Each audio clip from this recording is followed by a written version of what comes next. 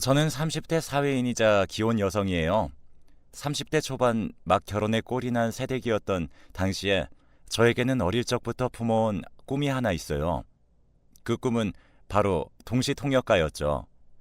제가 동시통역가라는 꿈을 품게 된 이유는 제 홀아버지의 소망과 관련이 있어요. 너무 가난했던 탓에 평생을 해외는커녕 제주도도 한번 못 가본 친정아버지는 저만큼은 가난의 그림자 속에서 살지 않기를 바라셨어요. 외국도 종종 다니면서 그렇게 살기를 바라셨죠. 그런 친정아버지는 저에게만큼은 어려운 집안 사정을 느끼지 못할 정도로 아낌없이 베풀며 공부를 지원했고, 저는 친정아버지의 서러움을 저의 삶을 통해서 대신 갚기 위해 동시통역가를 꿈꾸게 되었죠. 동시통역가란 직업은 활동을 유지하면서도 해외에 나갈 수 있는 기회가 자주 있으니까요. 하지만 그 꿈은 결코 쉬운 길이 아니더라고요. 생각해보면 당연해요. 한국어와 외국어, 최소한 두 개 국어를 원어민처럼 자유자재로 구사할 수 있어야만 가능한 직업이었거든요.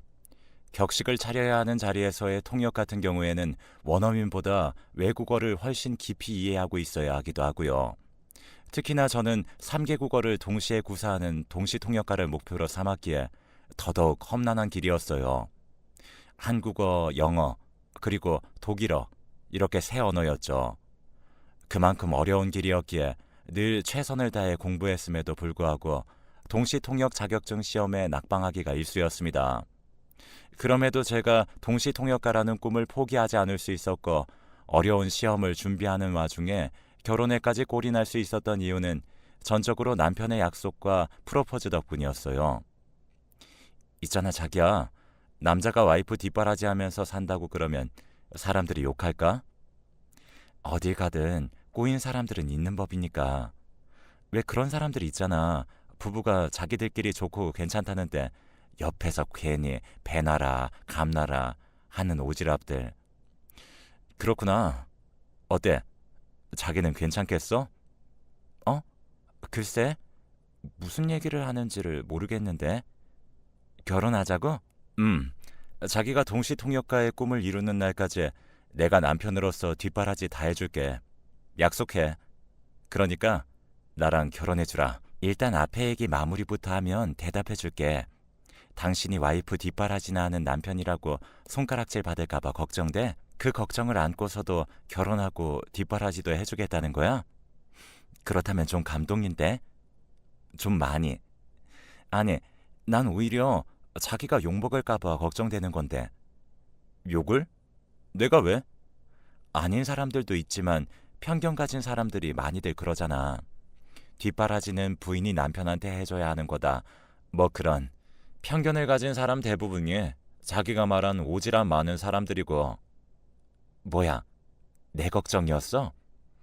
남편한테 부인 시험 뒷바라지나 시키는 몹쓸 여자라는 욕이라도 먹을까 싶어서? 당연하지. 내가 내 걱정을 뭐하러 하냐? 나는 자기랑 함께 있으면 세상 아무것도 무서울 것 없는데? 나도, 나도 마찬가지라고. 당신이랑 함께 있으면 아무것도 무서울 거 없어. 당신이 힘이 되어주면 시험도 합격할 수 있을 것 같고. 그래서 말인데, 나랑 결혼하자.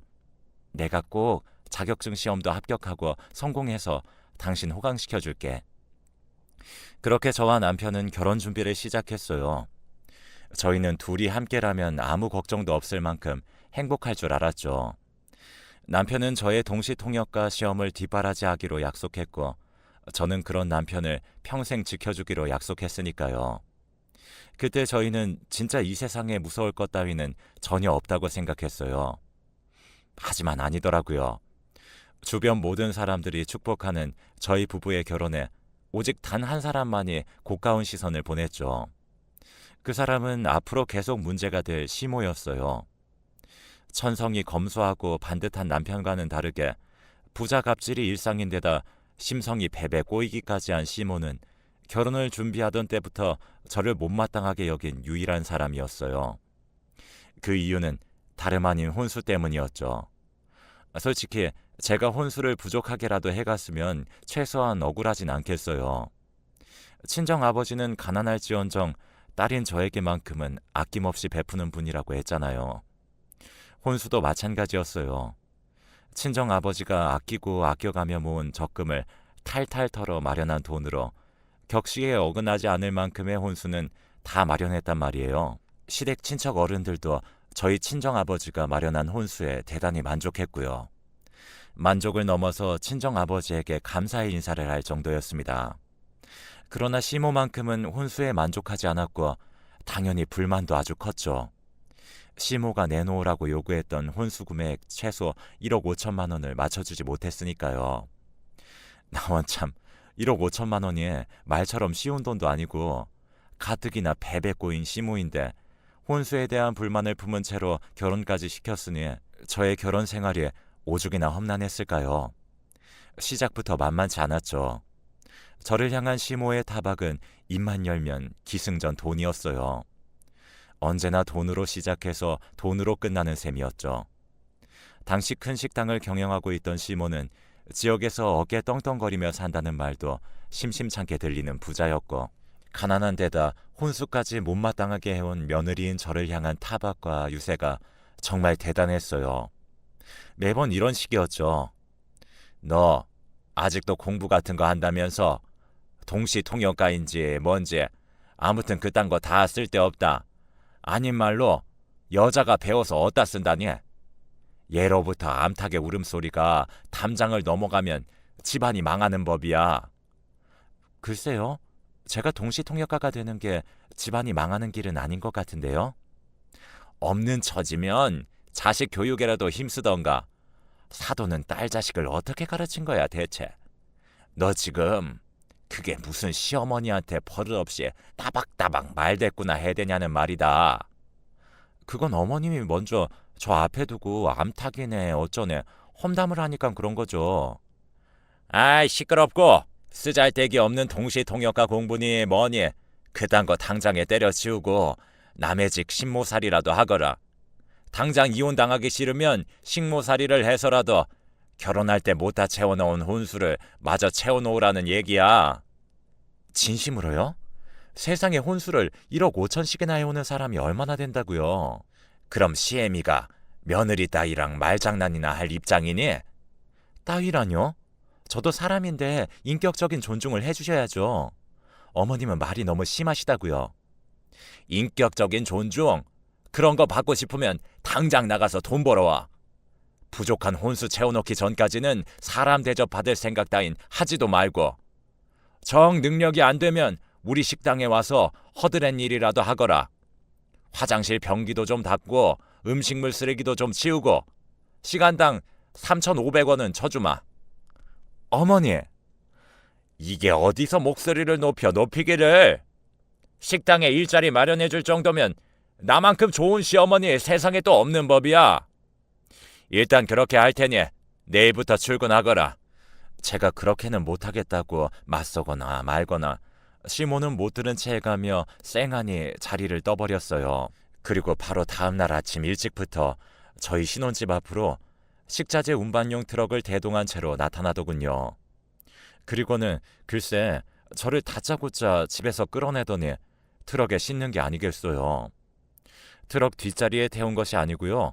말 그대로 저를 트럭에 실었어요. 시모가 저를 내팽개친 곳이 트럭 짐칸이었거든요. 그렇게 저를 납치하다시피 태운 트럭이 도착한 곳은 역시나 시모의 식당이었어요. 시모는 당황한 제가 미처 정신을 가다듬을 겨를도 없이 변기부터 닦으라며 화장실로 등을 떠밀었어요. 정말 황당했고 수치스러웠어요. 시모의 식당을 돕는 거요?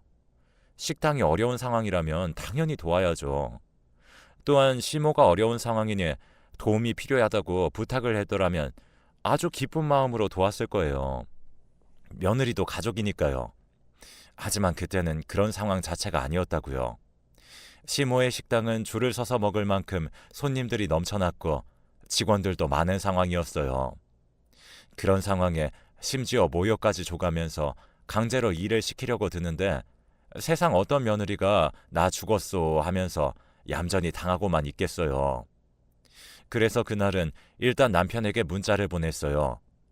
시모한테 억지로 끌려와서 모욕을 당하고 있으니 빨리 나를 데리러 와달라고요.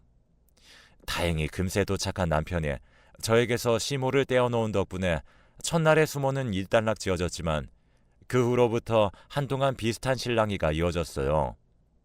시모는 매일 새벽같이 식자재 트럭을 대동해 신혼집에 들이닥쳤어요.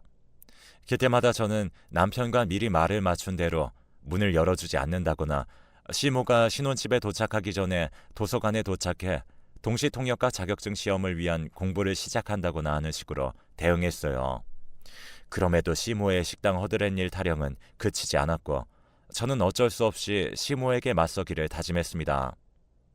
시모가 저를 타박하는 이유는 욕심을 채우지 못한 혼수 때문이었기에 더더욱 참아서는 안 된다는 생각이 들었거든요. 혼수를 트집 잡아 저에게 모욕을 준다는 것은 어려운 경제 상황 속에서도 불구하고 정성과 격식을 모두 갖추어 혼수를 마련한 친정아버지를 업신여긴다는 것과 같은 말이거든요. 실제로 시모의 입에서 못난 애비, 가난한 애비 따위의 말들이 심심찮게 나오기도 했고요.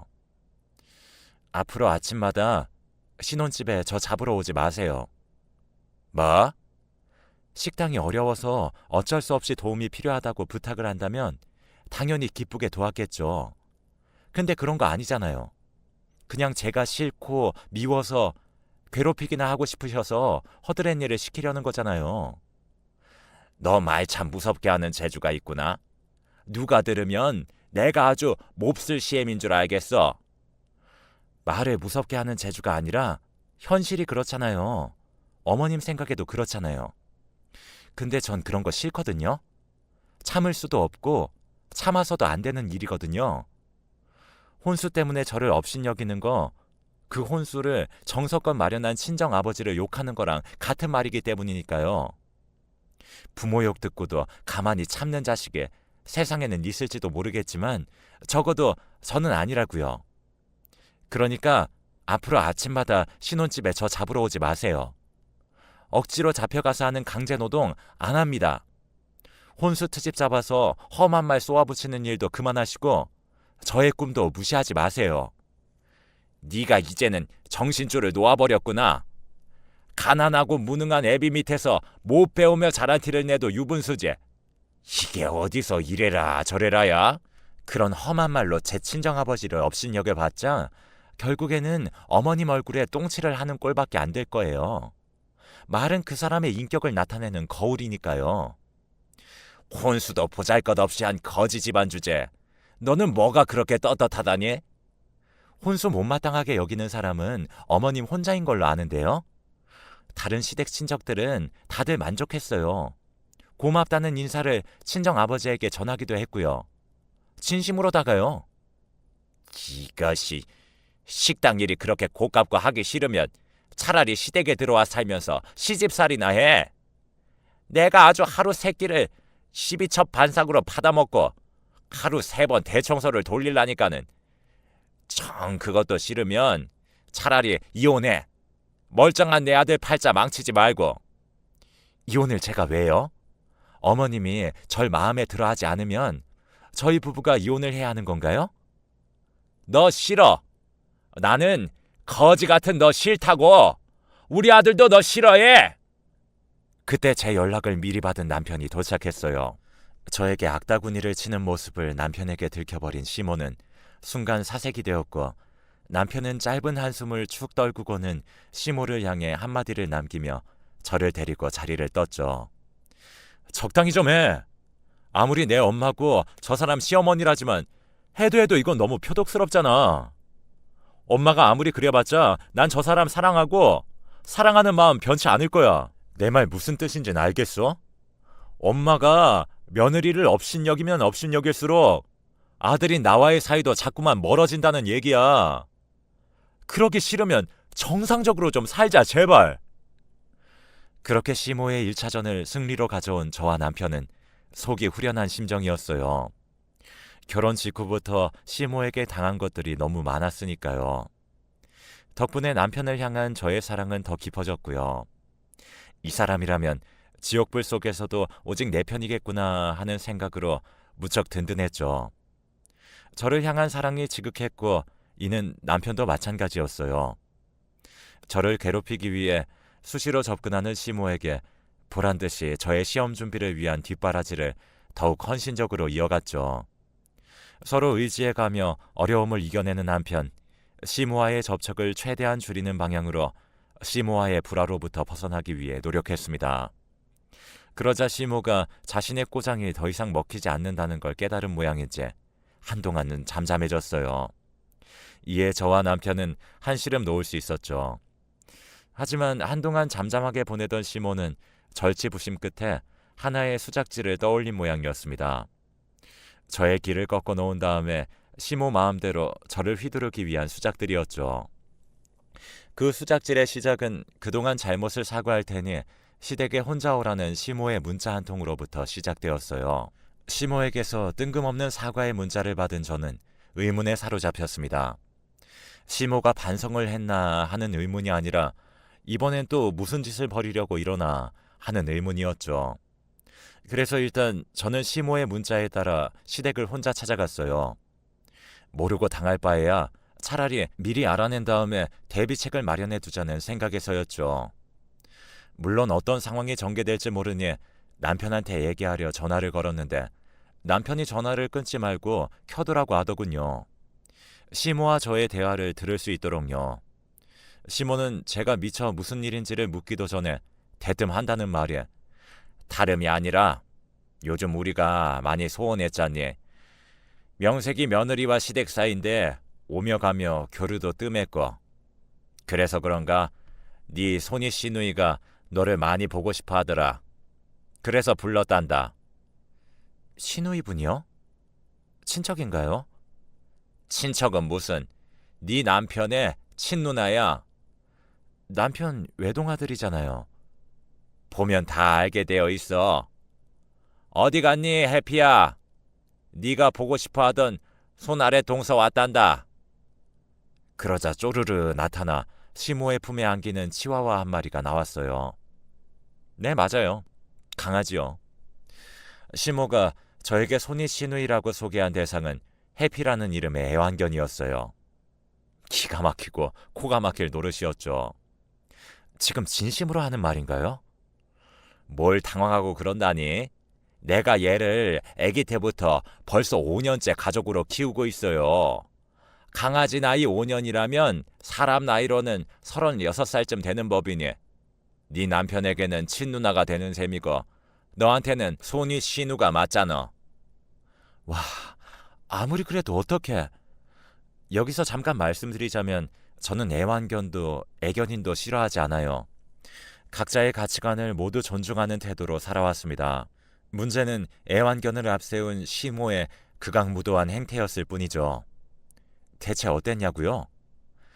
네가 하도 식당 일을 꺼려하길래 찾아낸 방법이야. 앞으로는 매 끼니 때마다 시댁에 들려서 시누이 밥상 차리거라.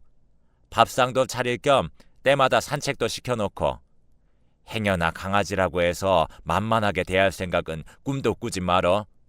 분명히 말하지만 우리 해피는 너의 손이 시누만큼 서운함 없이 깍듯하게 모시거라. 너무 당황스럽고 기가 막힌 탓에 제가 미처 어떤 반응조차 보이지 못하는 사이에 이어지는 시모의 발언이 아주 가관이더군요. 왜? 싫으니? 식당 일도 고깝고 당연히 해야 되는 시누이 대접도 고깝니? 시댁에 그렇게 매사 고깝기만 하면 차라리 이혼을 하든가. 며느리 대하기가 이렇게 무서워서야. 정 안 되겠으면 결혼할 때 다 해오지 못한 혼수 삼아서 시누이 앞으로 똑 부러진 집이나 한 채 놓던가. 당연히 사람 사는 집이어야 한다. 제가 싫다면요? 애완견을 시누이랍시고 깍듯하게 모시고 살기도 싫고 시누이랍시고 사람 사는 집 한 채 떡하니 해주기 싫다면요? 그땐 어쩔 생각이신데요? 시누이가 허락하지 않으면 나 죽고 나서도 너희 부부에게는 유산 한 푼 없을 줄 알아. 뭘 되게 착각하고 있는 모양인데요. 제가 언제 유산 얘기 한마디 입에 올린 적이나 있나요? 아니잖아요. 애초에 유산 같은 거 관심조차 없었으니까. 그럼 내 유산이라도 받지 않으면 내 아들은 어떻게 살려고? 누구네 친정처럼 평생 가난뱅이 신세로 만들 작정이라더냐? 입은 삐뚤어졌어도 말은 똑바로 해야죠. 지금 아들 걱정해서 이러는 거 아니잖아요. 며느리 기껏 꺼놓은 다음에 당신 마음대로 이리저리 휘두르려고 수작질 부리는 거잖아요. 뭐? 당신? 그래, 당신. 도저히 사람으로 생각해 줄 수가 없는데 그나마 나도 그쪽이랑 똑같은 수준 되기 싫어서 당신 정도로 봐주는 줄이나 알아요. 고맙게 생각하시라고요. 그리고 나도 분명히 말하는데 유산이랍시고 당신 그 더럽고 치사한 돈 받아서 팔자 고칠 생각 따위는 추워도 없어. 유산 운운하면 내가 굽신거릴 거라는 생각은 아주 큰 오산이라고. 난 누가 뭐래도 시험에 붙어서 반드시 내 힘으로 자수성가하고 당신 아들 호강시켜주고야 말 테니까. 그러자 한참을 콧방귀나 픽픽 뀌어대던 시모가 거만하게 팔짱을 끼며 말을 이었어요. 안 되겠다. 너 시애미가 오늘 버르장머리가 뭔지 제대로 가르쳐주마. 당신 본인부터가 버르장머리 없으면서 누가 누구한테? 바로 그때 저에게 아주 든든한 지원군이 나타났어요. 저희 남편이었죠. 휴대전화를 통해 시모의 악다구니를 고스란히 전해 들으면서 시댁으로 달려온 남편은 아무 말 없이 저를 꼭 끌어안아 주었습니다. 그리고는 저의 손을 붙잡고 시댁의 현관을 향해 걸음을 옮겼어요. 당황한 시모가 급히 남편의 앞을 막아섰지만 남편이 제 편이라는 사실은 달라지지 않았죠. 너 지금 이게 무슨 짓이니? 앞으로 엄마와 안 보고 살자 이거야? 이러지 않으면 내가 무슨 용기로 엄마 얼굴을 보면서 더 살아야 할까? 엄마가 앞으로 어떤 짓을 더 벌일지도 모르는데. 그러니까 애초에 내가 이 결혼 안 된다고 했잖아. 착각하지 말아요. 엄마도 가족이지만 이 사람도 나한테 가족이야. 지금처럼 어쩔 수 없이 둘 중 하나를 선택해야 하는 상황이라면 난 당연히 이 사람이고, 그놈의 혼수, 돈 욕심 때문에 며느리한테 칼춤이나 쳐대는 사람하고는 앞으로 마주치는 일 없었으면 좋겠는데. 그렇게 해줄 거죠? 곧장 시댁을 떠나며 저와 남편은 시모와 의절했고 그 뒤로 한동안은 무척이나 평온한 날들을 보냈습니다. 남편은 장인어른에게 늘 따뜻했고 저의 시험 준비도 옆에서 잘 도왔습니다. 저는 남편의 뒷바라지와 친정아버지의 보살핌 덕분에 공부에 매진할 수 있었고요. 덕분에 다가오는 동시통역과 자격증 시험에는 합격을 노려볼 수도 있을 만큼 성적이 급상승했어요. 그런데 덜컥 친정아버지가 돌아가셨어요. 아무 고통 없이 푹 주무시면서 평온한 얼굴로 떠나셨어요. 친정아버지가 평생을 올바르게 살아온 덕분에 장례식장은 첫날부터 인산인해를 이루었고 어찌됐든 고통 없이 떠나셨으니 그래도 다행이라며 스스로 위로했지만 동시통역가의 꿈을 이루는 모습을 친정아버지에게 보여주지 못했다는 서름에 마음 가득했어요. 그런 저의 마음을 알고 있던 남편은 한시도 제 곁을 떠나지 않더군요. 최선을 다해 친정아버지의 장례를 모셨어요.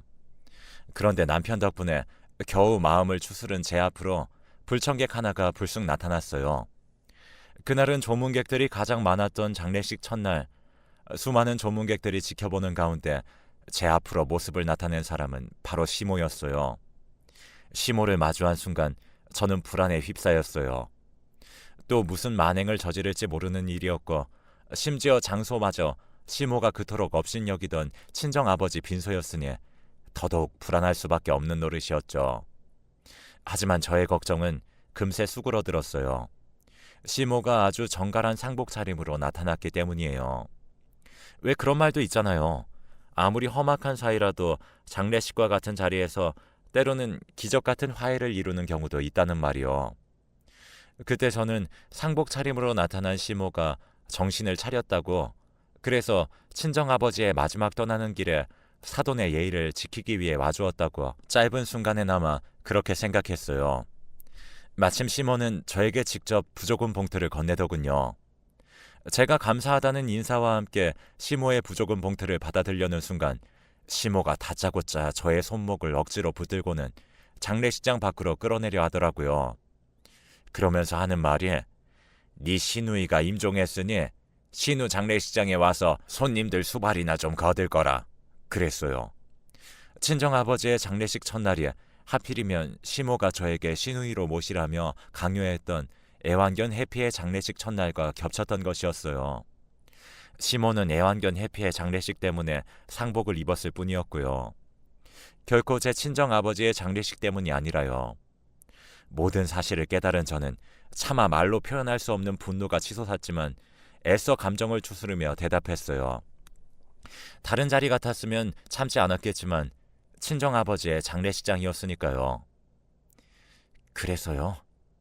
부친상 당한 저더러 그쪽 집안 장례식에 나가서 잡일이나 하라고요? 결혼할 때 혼수도 제대로 못 해왔으면 시누이 장례식에 노동으로라도 갚아야지. 이건 경우가 아니죠. 다른 상도 아니고 부친상이라고요. 부친상. 하다못해 사람 장례식이 겹쳤다고 해도 부친상 상주를 포기하라는 것은 있을 수도 없는 얘기인데, 심지어 그쪽 장례식은 애완견 장례식이라면서요. 이게 말이 되는 소린가요? 지금 나한테 애완견 장례식 따위가 뭐가 중요하다고? 나한테는 우리 해피 장례식이 더 중요하니 조용히 따라오기나 해. 시모가 고함을 지르기가 무섭게 지금 이게 무슨 일인가 싶어서 지켜보고 있던 조문객들이 분노하며 득달같이 달려들어줬어요. 부친상을 내버려둔 채 강아지 장례식이나 치르라는 게 말이 되는 소리냐면서요. 그러나 이에 굴하지 않는 시모는 저에게 늘 해왔던 말들 그대로 친정아버지를 업신여기는 발언들을 쏟아내고 말았고, 결국 분노한 친정친척 어른들에게 끌려나가면서 장례식장에서 쫓겨나고야 말았습니다. 시모와 조문객들이 한바탕 소란을 벌이고 있던 그때 남편은 바닥에 나뒹굴고 있던 시모의 부조금 봉투를 열어보았어요. 봉투 안에 들어있는 금액과 쪽지 한 장을 발견하고는 몰래 마지막 쫓겨나는 시모의 뒷모습을 향해 체념의 시선을 보냈죠. 잠시 후 소란을 정리한 저에게 남편은 시모의 부조금 봉투와 함께 쪽지를 전해주었어요. 시모의 부조금 금액과 쪽지를 확인한 저는 왈칵 눈물을 쏟고야 말았어요. 더럽고 치사하더라고요. 줄 서서 먹는 식당을 경영하는 큰 부자인 시모가 부조금이라며 봉투에 담아넣은 돈은 단돈 5,000원. 함께 남긴 쪽지는 5,000원을 제외한 나머지 부조금은 결혼 때 제대로 해오지 못한 혼수 비용으로 퉁치자는 셈 치겠다는 거예요. 그날 저와 남편은 친정아버지의 영정 앞에 한마음 한뜻으로 다짐했어요. 앞으로 무슨 일이 있더라도 절대 시모를 용서하지 않기로요. 그러는 한편으로 저는 저 스스로를 다잡았어요. 시모로부터 더럽고 치사한 일을 다시는 겪지 않기 위해서라도 반드시 동시통역관이 되고야 말겠다고요. 꼭 성공해서 내 가족은 내 힘으로 지켜내겠다고요. 그로부터 약 3년 뒤에 저는 마침내 성공한 동시통역가가 되었어요. 능력을 인정받은 덕분에 저는 사업가들의 사업상 통역을 전담하는 스페셜리스트의 자리에까지 오르게 되었죠. 맡은 통역의 중책이 큰 만큼 연봉도 높아져 갔어요. 그러던 어느 날 사무실에서 직원들과 통역 스케줄을 정리하고 있던 저의 사무실로 뜻밖의 손님이 찾아왔어요. 이번에도 역시나 시모였죠. 그런데 시모의 행색이 어딘가 좀 이상해 보였어요. 당장이라도 시모를 문전박대하고 싶은 마음이 굴뚝 같았지만 그 이상한 행색이 궁금해진 저는 일단 시모를 자리에 앉혔어요. 최 실장님, 여기 따뜻한 녹차 한 잔 부탁해요. 아, 잠깐만요. 우리가 따뜻하게 차 나눌 사이는 아닌 것 같아서요. 정 원하면 나가서 한 잔 사오던가요. 1층 카페에 있으니까요. 사주는 거니? 제가요? 아님 됐다. 한 푼이라도 아껴야 할 처지에 카페는 무슨. 한 푼이라도 아껴요? 하긴 딱 보니까 3년 동안 많은 일이 있었던 모양이네. 줄 서서 먹는 식당 사장이랍시고 명품 아니면 입지도 않던 양반이 어쩌고 그러고 온 건가요? 의류수거함에 있는 옷까진 아니고 여기저기 주워서 좀 입다 보니까 꼴이 이 모양이지. 의류수거함 옷이요? 아니 그 많은 재산은 다 어쩌고. 그게 그러니까 말이다. 말끝을 흐리며 한참을 머뭇거리던 시모가 대뜸 한 번만 도와주렴. 딱 한 번이면 돼. 더 이상은 나도 염치가 없어서 바라지도 않는다. 다짜고짜 뭘 도와달라는 거죠? 식당 일이요? 아니면 애완견 밥상 차리는 일이요? 그 사이에 다른 애완견 들이셨나? 사기를 당했어. 식당까지 저당 잡혀가면서 투자를 좀 했는데 그게 사기였다더구나. 사기요? 이게 어떻게 된 일이냐면 시모의 말을 요약하자면 이랬어요. 시모에게는 외국 요식업 프랜차이즈 런칭 전문 컨설팅 업체가 접근했더라고요. 그 컨설팅 업체는 줄 서서 먹던 시모의 식당을 바탕으로 해외 프랜차이즈 사업 런칭을 제안했는데 사실은 그들 모두가 사기꾼이었던 거죠. 그런 줄은 까맣게 모르던 시모는 일반 부자에서 재벌 수준으로 신분 상승을 할 수 있겠다는 헛된 욕심에 빠져 식당부터 시작해 가진 모든 재산들을 저당 잡혀가면서까지 프랜차이즈 사업에 투자금으로 몽땅 밀어넣었던 거고요. 시모가 영어를 제대로 할 수 있었다면, 최소한 영어에 능통한 통역가의 도움을 받았더라면 충분히 맞고도 남을 만큼 허술하기 짝이 없는 사기라는 점이었어요. 다만 그 통역비가 무척 아까웠던 시모는 그래서 중간에 자기들이 있는 거라며 자기들이 알아서 해주겠다는 그 사람들이 하는 말을 고지고대로 믿었다고 해요. 막을 수 있었던 사기를 꼼짝없이 당해버렸을 뿐이었고요. 결국 시모는 가진 모든 재산을 싹 날려먹은 채로 집도 절도 없이 떠도는 가난뱅이가 되었으니 본인 신세를 스스로 망친 셈이라고 해야 하나요? 그리고 시모가 본인 신세를 스스로 망친 것이 하나 더 있었는데요. 대충 상황은 알겠고요. 바쁘니까 용건만 간단히 하죠. 부탁이라는 게 대체 뭔가요? 그 사기꾼 놈들이 외국 회사라 돈을 돌려받으려면 외국에 소송을 걸어야 한다는구나. 그래서요. 알다시피 난 영어를 한마디도 못하지 않니? 통역을 해달라? 우리가 어떤 사이인지, 당신이 나랑 친정아버지한테 무슨 짓을 했는지 벌써 잊은 건 아니죠? 알지. 나도 염치가 없지만서도 지금 처지에 돈 주고 통역사를 고용할 여유가 없어가지고. 변호사 비용은 있고요. 외국 변호사 비쌀 텐데. 외국 변호사를 꼭 써야 한다니? 한국 국산 변호사는 안 될까? 외국에 소송을 걸려면 외국 변호사를 써야죠. 나라마다 법이 다 다른데. 아무튼 통역가로서 제 대답은 이렇습니다. 제가 할 수 있는 통역이 아니에요. 아니 왜? 너 잘 나간다며? 능력 있는 동시 통역가라며? 능력 있는 동시 통역가인 건 맞는데 경우가 다르죠. 난 강아지 말 같은 건 통역할 줄 모르거든요. 인간의 언어를 번역하는 통역가니까. 그게 무슨... 강아지가 내 시누이라면 당신도 강아지일 텐데 난 멍멍, 으르렁, 깽깽 그런 말 모른다고. 나 지금 많이 바쁜데 여기 계속 있을 겁니까? 시모가 저의 바지가랑이를 붙들고 애원했지만 저는 눈썹 하나 까딱하지 않았어요. 솔직히 말하자면 통쾌한 표정을 감추느라고 고생 꽤나 했죠. 남편과 함께 친정아버지의 영정사진 앞에서 다졌던 시모를 절대 용서하지 않겠다는 자짐도 지켰고, 시모로부터 받았던 서러움도 모두 떨쳐내었으니까요. 그렇게 지금 저는 오늘도 능력 있는 동시 통역가로 성공을 이어가고 있어요. 저의 성공을 만들어준 남편의 자부심 또한 아주 대단하고요. 저는 저대로 남편을 호강시켜주겠다는 약속을 지키며 살고 있답니다. 시모는 어떻게 되었냐고요? 외국 사기꾼들에게 소송을 걸지도 못한 채로 여전히 거짓골이라는 소식만 간간히 들려오고 있어요. 뻔하죠. 외국 변호사도 시모의 말을 통역하는 동시 통역가도 구할 수 있는 능력이 없었을 테니까요. 이래서 사람은 올바르게 살아야 한다니까요. 저도 항상 올바르게 살아가려고 노력하고 있습니다. 긴 이야기 들어주신 분들 감사합니다. 여러분의 곁에 좋은 사람들만 함께하기를 바랍니다.